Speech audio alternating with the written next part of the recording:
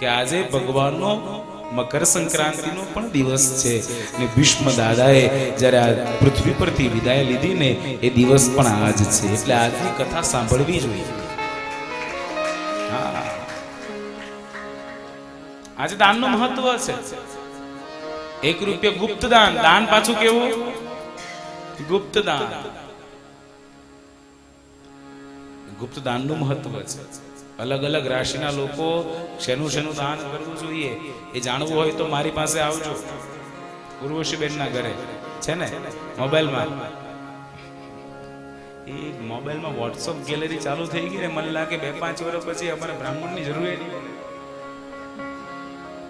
હે પણ પાછું એના પર વિશ્વાસ નહીં કરતો 80% ખોટું આવે.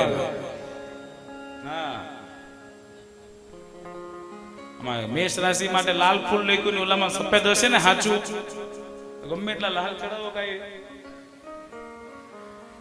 એક મને જવાબ આપો. ચાલો આપણે જયારે ભગવાનના નામની માળા કરીએ તો જય શ્રી કૃષ્ણ બોલીએ કે જય શ્રી કૃષ્ણ બોલીએ?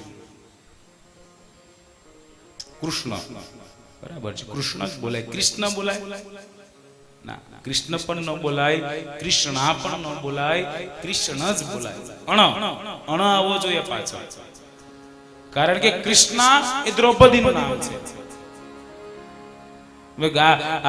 અમુક વિરોધ નથી કરતો.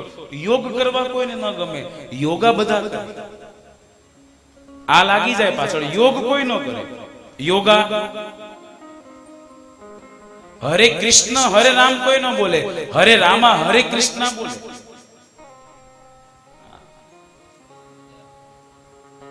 સમજવાની સમજદારને ઈશારો કાફી છે સાહેબ.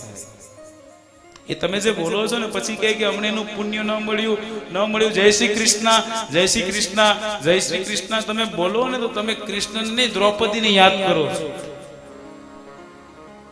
કૃષ્ણા નહીં, કૃષ્ણ. માળા કરવાની પણ સાચી પદ્ધતિ છે.